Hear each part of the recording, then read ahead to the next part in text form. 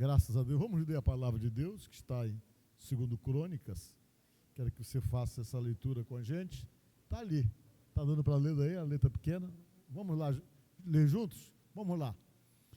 E se o meu povo, que se chama pelo meu nome, se humilhar e orar e buscar a minha face e se converter dos seus maus caminhos, então eu ouvirei dos céus e perdoarei os seus pecados e sararei a sua terra. Amém? Podemos assentar, irmãos? Hoje eu quero falar com você sobre a oração que funciona. Amém? Digam comigo, a oração que funciona. Isso é uma das coisas que mais a gente almeja, é ter uma oração que funcione, que dê certo. E geralmente quando as pessoas falam em oração que funciona, existe muita gente ensinando um monte de coisa. Você faz assim, faz daquele jeito, você fala desse jeito.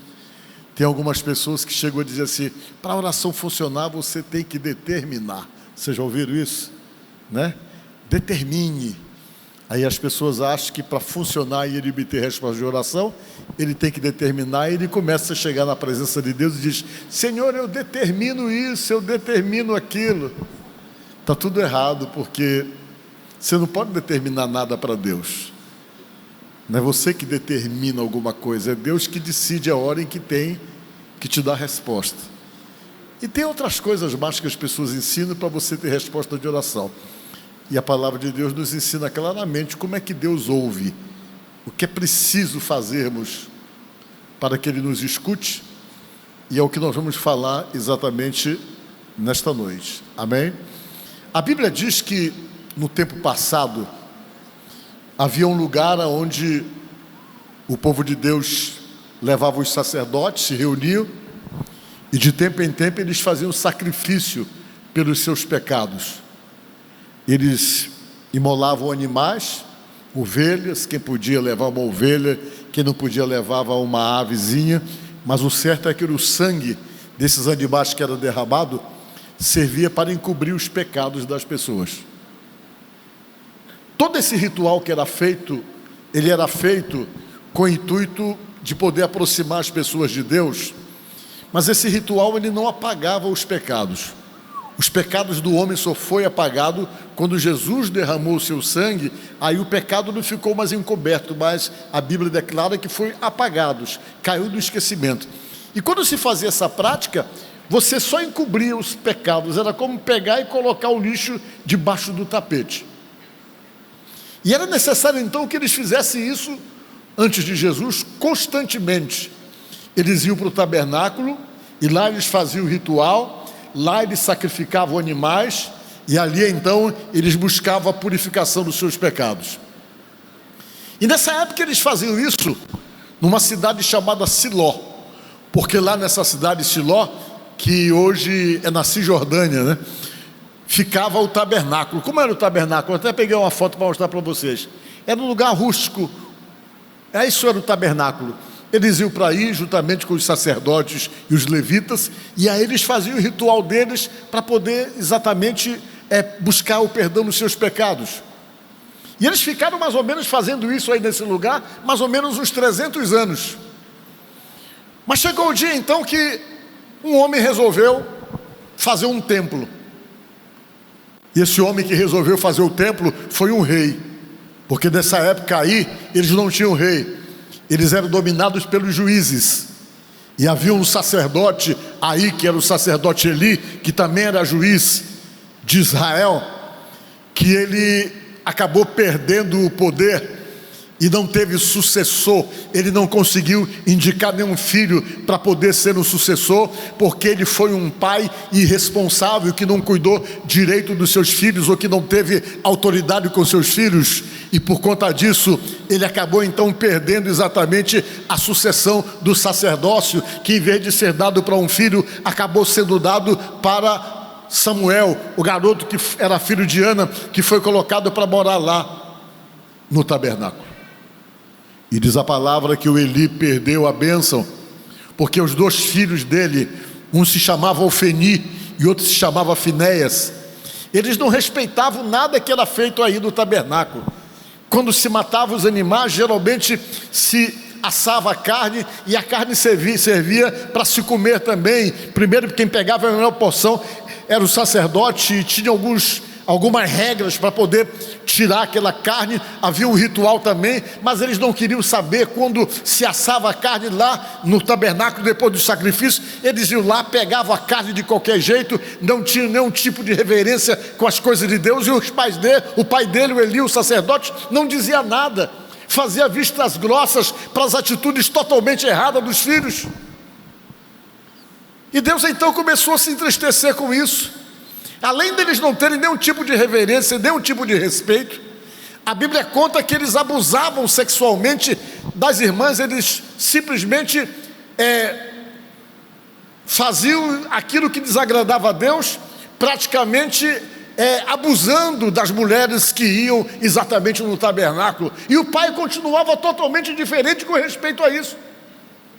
E por conta disso ele perdeu exatamente a capacidade de ter um filho que pudesse sucedê-lo dentro daquela missão sacerdotal que ele tinha. E quando veio o rei Davi comprou uma área de terra. E quando ele comprou essa área de terra, ele decidiu fazer um templo para Deus e sair desse tabernáculo simples. Ele comprou uma área de terra no Monte Moriá, um lugar que ele comprou de um homem que era dono de tudo aquilo. Ele pagou um preço justo e ali ele decidiu fazer um templo. Esse lugar existe até hoje. Hoje não tem mais templo lá, hoje tem um templo islâmico, porque a terra foi tomada. Eu acho que tem a foto aí do lugar que foi tomado no Monte Moriá. Vejam bem, a terra foi tomada, e hoje nesse lugar, lá do alto do monte, tem esse templo aí, que não é um templo judeu, é um templo islâmico a Maomé, porque eles tomaram conta disso, e os judeus pretendem tomar esse lugar de volta, e eles ficam orando nos muros antigos do antigo templo, porque o lugar está completamente tomado. E esse lugar foi comprado por Davi. Davi comprou para poder construir um templo, e esse templo que deveria ser construído os tirava lá daquele lugar da Cisjordânia, que era exatamente lá em Siló, e passavam para Jerusalém, o lugar do templo, onde eles iam fazer as suas oferendas e os seus sacrifícios a Deus, buscando perdão de seus pecados. E diz a palavra que ele comprou aquela terra, e quando ele comprou aquela terra, Deus chegou com ele e disse: "Ô Davi, eu não vou deixar você construir o templo. Eu não vou deixar você construir o templo, porque você entrou muito em guerra, você sujou muito a sua mão de sangue. Por isso eu não quero que esse templo seja feito por suas mãos. Mas esse templo vai ser feito pelas mãos do seu filho, chamado Salomão." E o filho dele, quando sucedeu no reino, começou a construir o templo. Começou a trabalhar para fazer aquele templo, idealizado por Davi. E ele trabalhou naquela construção durante 7 anos. A Bíblia diz que ele procurou de tudo que havia de melhor, ele buscou para poder fazer esse templo. Onde ele sabia que em algum lugar tinha um material, que era um material especial, que ele podia usar no templo, ele ia lá, comprava e buscava e construía o templo. E o certo é que ele passou 7 anos, até que um dia ele conseguiu fazer o templo. E nós temos a foto do templo aqui. Ele fez esse templo aí. Quando ele construiu esse templo em cima do monte, das terras que o pai dele havia comprado, ele se empolgou. Ele fez uma festa que demorou mais de 20 dias. E nessa festa que ele fez, que demorou mais de 20 dias, ele sacrificou lá no lugar. Está escrito aqui na Bíblia, 22 mil bois e 120 mil ovelhas. Tinha carne para todo mundo. E eles ficaram durante 20 dias ali, celebrando. E ele terminou mais ou menos de fazer a festa toda, que demorou mais do que 20 dias, porque 7 dias foi a festa da celebração do templo, e logo em seguida veio a festa dos tabernáculos. Ele juntou e foi fazendo, e ele terminou de fazer essa festa no dia 23 de junho. E depois então que ele terminou de fazer a festa, foi uma festa glamourosa, a inauguração desse templo. Ele despediu todo mundo, as pessoas voltaram para casa, e ele, talvez cansado de 20 dias de festa, entrou no átrio dele, no quarto real. E quando ele está lá no quarto real, Deus apareceu para falar com ele. Deus chegou e disse: Salomão, eu quero dizer uma coisa para você. Não é porque vocês fizeram esse templo que agora eu sou obrigado a ouvir as orações que vocês estão fazendo no templo. E eu quero dizer para você que o que faz eu atender a oração não é o templo em si. Eu aceitei o templo é muito bonito, o templo foi aprovado por Deus, Deus aceitou a construção que ele fez, mas Deus queria deixar bem claro que agora as pessoas não poderiam pensar, como eles pensaram durante muitos anos depois disso, que eles poderiam fazer qualquer coisa errada lá fora, e depois eles entravam no templo, faziam um sacrifício e resolviam os problemas deles e se limpavam com Deus. Houve uma época na história que eles imaginavam que o templo dava a eles uma blindagem, que eles poderiam até adorar deuses estranhos, mas o fato de voltar para o templo, fazendo determinados sacrifícios, que isso era suficiente para fazer com que Deus os aceitasse novamente. E Deus então ficou tão chateado com isso, que Deus permitiu que o templo fosse destruído por um homem chamado Nabucodonosor, que era o imperador da Babilônia. Ele foi lá e destruiu o templo todinho, porque Deus permitiu que isso acontecesse, porque as pessoas estavam idolatrando o templo e achando então que uma das razões pelas quais Deus tinha que atendê-los é porque eles vinham para dentro do templo, e Deus queria mostrar que a questão para ele atender a oração não era por causa do templo, não era por causa da estrutura que eles tinham construído, mas os critérios que Deus tinha para poder se relacionar e interagir com o povo era totalmente independente do tempo, da construção que eles fizeram. E Deus queria deixar bem claro isso. Quando ele foi entrar no quarto lá, que ele foi dormir, Deus falou com ele e disse: pois é, mas agora eu quero te dizer, o que é que tem que ser feito para que eu escute vocês? Qual é o meu critério para poder ouvir oração? Qual é o meu critério para poder atendê-los? Qual é o meu critério para poder realmente escutar aquilo que vocês estão falando, a ponto de dar resposta para vocês? E eu quero deixar bem claro que não é a construção, mas são as atitudes, o comportamento, a maneira como vocês agem, disse Deus, a maneira como vocês se comportam, é isso que eu vou olhar, que eu vou ver, e que vai ser o critério que eu vou estabelecer para poder abençoá-los, para fazer com que vocês realmente estejam bem, para fazer com que as coisas dê certo para vocês. E quando Deus disse isso, Deus deu a ele uma relação, que a gente chama que é uma relação comportamental, uma relação de atitude que deve ser tomada por qualquer um de nós, que vai facilitar com que Deus nos escute, que vai facilitar para que as nossas orações sejam realmente ouvidas no momento em que nós clamarmos a Deus. E foi aí que surgiu aquela palavra que eu dei para vocês no começo, na leitura que nós fizemos, que diz o quê? Se o meu povo, que se chama pelo meu nome, diga glória a Deus.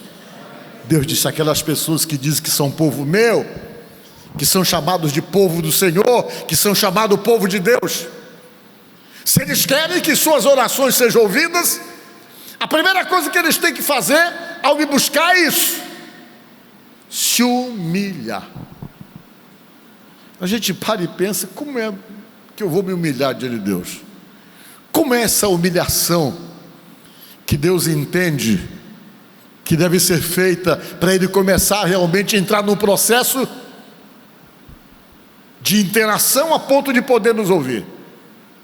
Se humilhar é quando você chega diante de Deus e se reconhece como totalmente dependente dEle.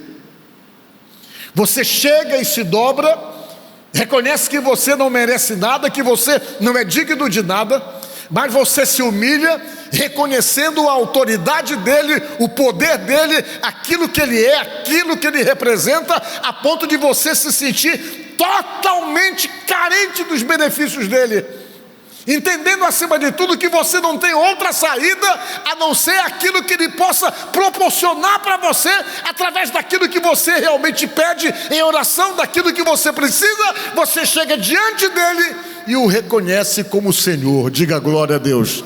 E essa palavra Senhor significa dono. Você realmente admite e reconhece que ele é seu dono. E aí que eu estava explicando no começo, que não cabe aquele ensinamento de você chegar diante de Deus e determinar alguma coisa, porque às vezes as pessoas dizem, não, vá lá, chega diante de Deus, começa a determinar para Deus isso, eu determino isso, como que dando ordem para Deus. E esse posicionamento e essa maneira de agir diante de Deus tira você da posição principal, do comportamento, da atitude que deve ser tomada, que é exatamente a humilhação, reconhecendo o poder, a autoridade de Deus, e não chegando diante de Deus arrogante, com posição exatamente de tentar simplesmente pressioná-lo para ele poder dar uma resposta para você.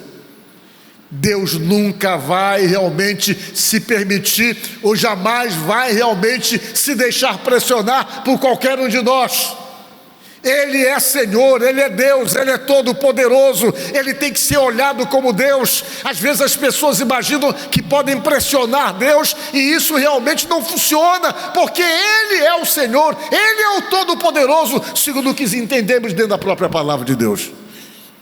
E Deus foi e disse, pois é, a primeira coisa é se humilhar, disse Deus. E depois que se humilha, você tem que orar. Você chega, reconhece a sua posição de servo, se humilha diante dele e ora a ele. Diga glória a Deus. Eu já expliquei para vocês aqui qual é a diferença que existe de orar e rezar. Eu vou explicar novamente. As duas coisas não estão erradas, não. Vocês estão entendendo? Mas uma coisa é orar, outra coisa é rezar. O que é rezar? Rezar é quando as suas palavras não são sua criação intelectual. É quando você repete palavras de outros, ou que você realmente fala alguma coisa que você está lendo, ou que alguém já pensou para você. Aí você está rezando, é aquilo que a gente fala, reza no papel o Salmo 23. Quando você fala o Salmo 23, você não está orando o Salmo 23. Você está rezando porque ele está escrito aqui e você repete ele, é uma criação intelectual de outro. Quem está entendendo, diga amém. Está dando para entender? A oração do Pai Nosso. A oração do Pai Nosso, quem fez foi Jesus a oração. Hoje nós não costumamos fazer a oração do Pai Nosso. Quando você fala a oração do Pai Nosso, você não está orando, você está rezando ela, porque ela está num papel registrada, já pensada por Jesus como modelo de oração. E o que é orar? Orar é aquilo que sai de dentro de você, do seu coração, movido exatamente pelo quê? Pelas suas emoções, pelas suas necessidades. É quando você chega diante de Deus, você não tem nenhuma palavra decorada, você somente vai abrir a sua alma para Deus e deixar sair palavras que possam expressar de fato a tua necessidade e aquilo que você está precisando. Aí você se comunica com Deus. Isso é oração. Diga glória a Deus. É sua. São palavras realmente suas, que não são decoradas. Elas são simplesmente verbalizado o sentimento que você tem, a necessidade que você tem, você verbaliza por conta da sua necessidade e você fala com Deus de uma forma que somente a tua alma vai determinar as palavras dentro da dor que você está sentindo, da necessidade que você tem. Isso é oração. As coisas são assim. Não está errado rezar, não. Vocês estão entendendo que a gente vive de alguma forma falando alguma coisa que muitas vezes é o quê? É criação intelectual de outro.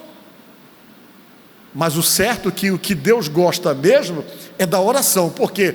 Porque a oração expressa a tua verdadeira necessidade, a tua dor, aquilo que você está precisando, aquilo que te incomoda. Você fala movido pela sua necessidade, pela sua emoção. Deus precisa ouvir onde está doendo, Deus precisa ouvir o que te incomoda, Deus precisa ouvir quais são as tuas necessidades, e a forma que você tem realmente de passar essa informação para Ele é através da oração. E Ele disse o seguinte, que a primeira coisa é você se humilhar. Depois que você se humilha, Ele diz para você orar, para você falar, para você verbalizar os seus sentimentos, a sua dor, a sua carência, a sua necessidade. E depois que Ele diz que você deveria orar, Ele diz para você buscar a face dEle. Diga glória a Deus.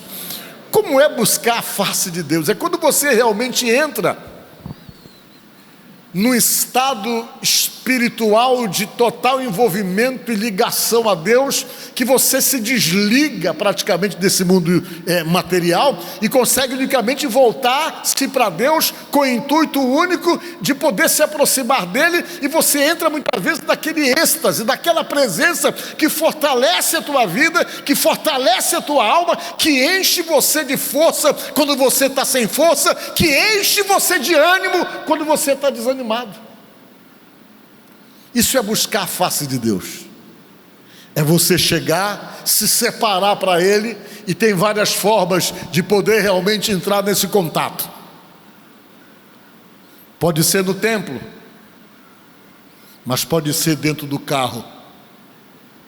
Só não vá se distrair para não bater. Pode ser no trabalho, e pode ser num lugar muito bem recomendado por Jesus, dentro do seu quarto. Jesus disse para você entrar no quarto, fechar a porta e falar com Ele. Está lá na Bíblia isso. Você tem muitas formas de falar com Ele, muitas. Ele sempre está disponível, e é muito importante poder dirigir as palavras a Ele. Amém? Mas alguém me disse uma vez: como é que eu vou falar com Deus? Eu nem vejo Ele. Deus, você não precisa ver para crer que Ele exista. Você só precisa sentir. E quando você se aproxima e busca a face dEle, não tem dúvida que você vai sentir a presença dEle. Você vai sentir. Nem tudo você precisa ver para acreditar que existe. Você não vê a internet. Você já viu como é a internet? Se ela é alta, se ela é magra, se ela é baixa, de que jeito ela é? Mas ela existe. Porque se ela não estiver realmente funcionando, teu aparelho não funciona. Sabe essa coisa que é a fé? É aquilo que eu falo sempre. Igual o vento você não pode ver, mas você não pode dizer que o vento não existe, porque mesmo não vendo o vento, você sabe que o vento existe. Por quê? Porque você sente o vento. Assim é Deus. Você não pode ver, mas você pode sentir. Quando você se aproxima de fato e que vai buscar a face dEle, você consegue sentir a presença dEle, consegue sentir Ele agindo em favor da tua vida, e você pode presenciar os feitos dEle agindo em seu favor. E Deus foi falando com Salomão e disse: olha, além de orar e me buscar a minha face, eu também quero, para essa oração poder funcionar, que o meu povo se converta dos seus maus caminhos. O que é que significa a palavra converter? Significa mudar de direção. Esse é o significado da palavra converter, mudar de rumo. Às vezes a nossa vida está precisando mudar de direção.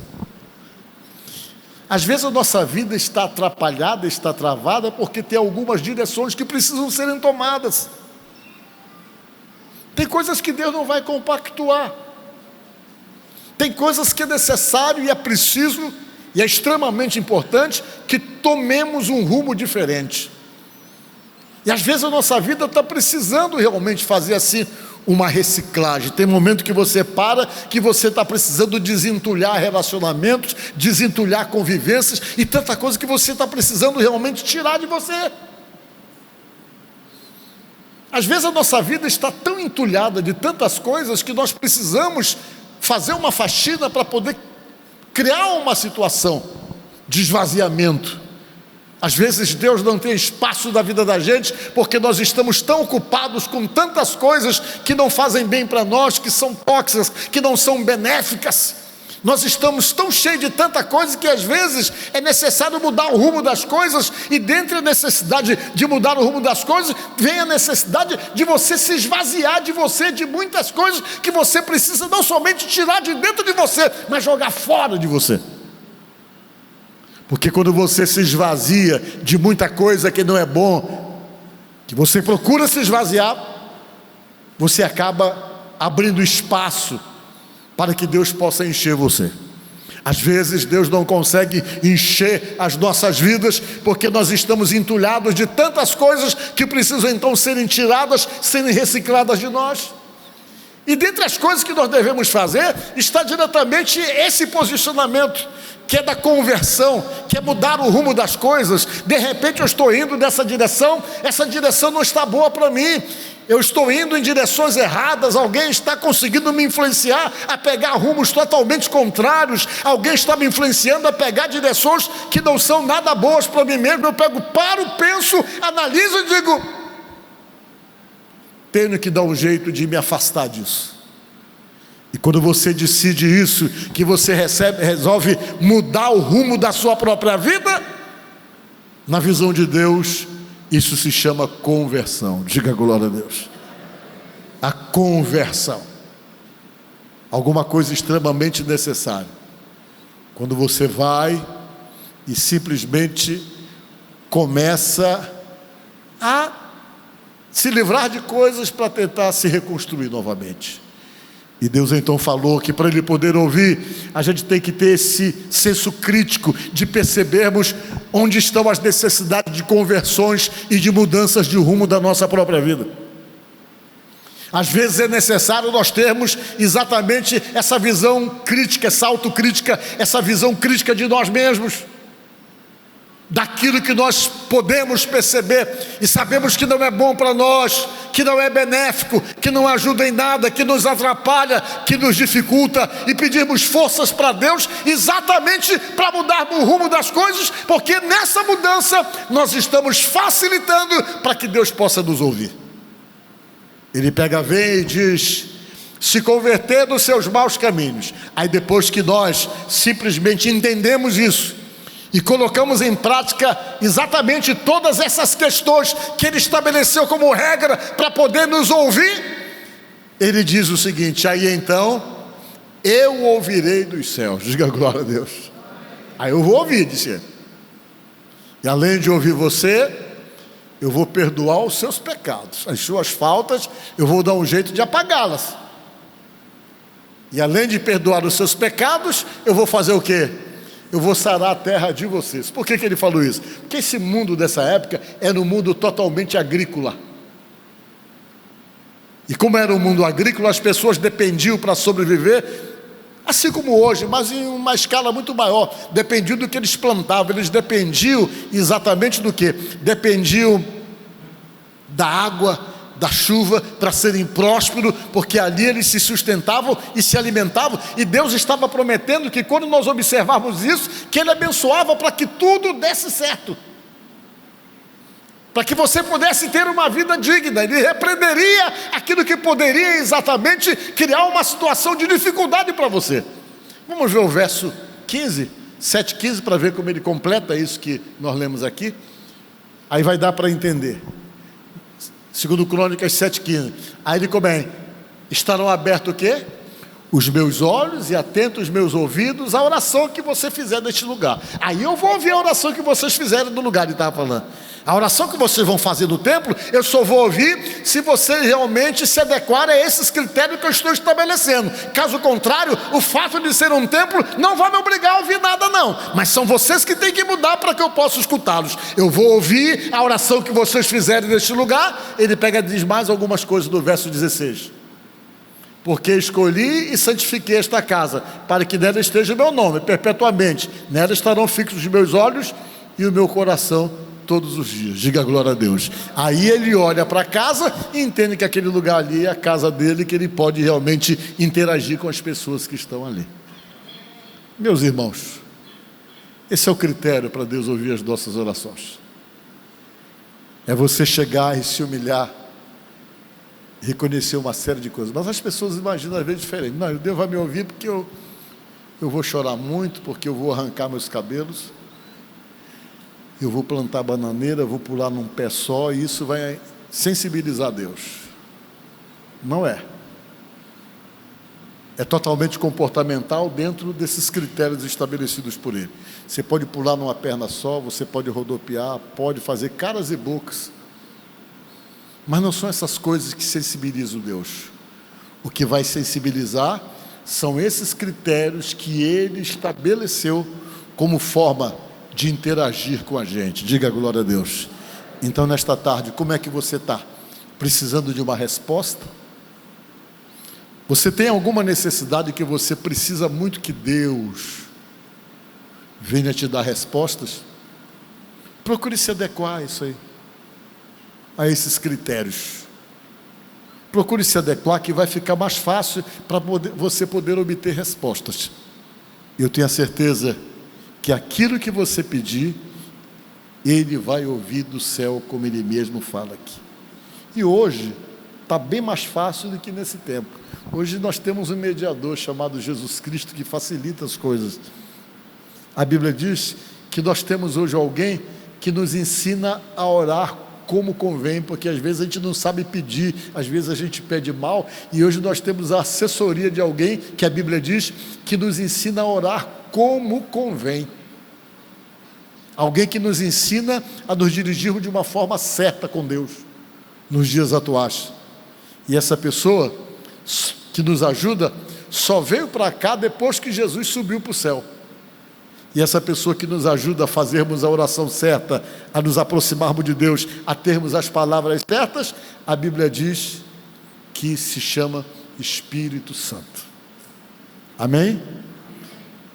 Procura o verso para mim, agora eu chamei. Também o Espírito semelhantemente nos assiste em nossas fraquezas, porque o quê?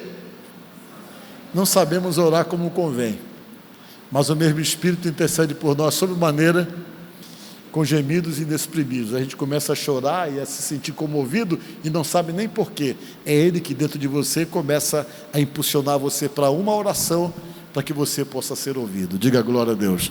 Então você que está aqui nesta noite, talvez com uma necessidade muito grande, com um problema para ser resolvido, com uma coisa que fugiu do controle, com algo que você admite que para você é inalcançável, é inatingível, algo que você não sabe como resolver, uma situação que está longe de você, que você se sente pequeno, impotente, incapaz, e que você reconhece a necessidade de buscar Deus, porque você entende que essa tua situação, esse teu problema, essa tua necessidade, só Deus pode resolver. E se você chegou a essa conclusão, faça aquilo que deve ser feito, que é exatamente orar a Deus, falar com Ele, abrir a tua alma, externar os teus sentimentos e verbalizar, e conversar com Ele e pedir ajuda, porque Ele disse que Ele dá a resposta para você. Amém? Que Deus te abençoe.